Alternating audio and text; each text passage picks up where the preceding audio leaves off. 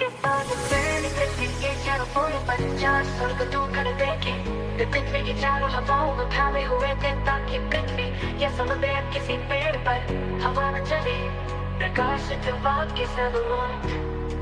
फिर मैंने एक और स्वर्गदूत को जीव दे परमेश्वर की मोहर लिए हुए पूरब से ऊपर की ओर आते देखा। उसने उन चारों स्वर्गदूतों से जिन्हें पृथ्वी और समुद्र की हानि करने का अधिकार दिया गया था ऊंचे शब्द से पुकार कर कहा, प्रकाशित वाक्य 7:2।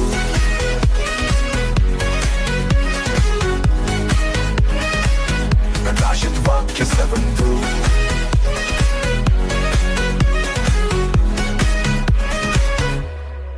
जब तक हम अपने परमेश्वर के दासों के माथे मुहर न लगा दे तब तक पृथ्वी और समुद्र और पेड़ों को हानि न पहुंचाना।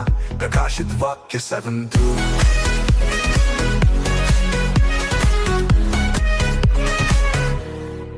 और जिन पर मुहर दी गई मैंने उनकी गिनती सुनी कि इस्राएल की संतानों के सब गोत्रों में से 1,44,000 पर मुहर दी गई। प्रकाशित वाक्य 7:2।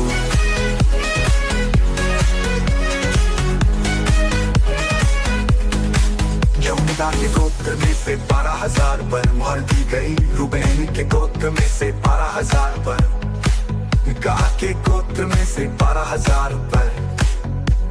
प्रकाशित वाक्य 7:2।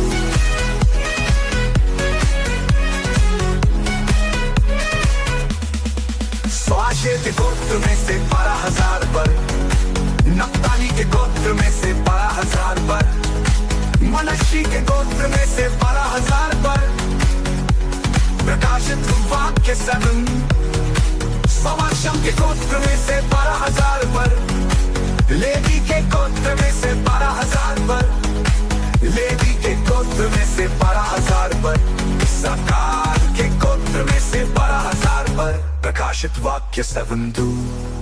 जबूलून के गोत्र में से 12,000 पर, यूसुफ के गोत्र में से 12,000 पर और बिन्यामीन के गोत्र में से 12,000 पर मुहर दी गई।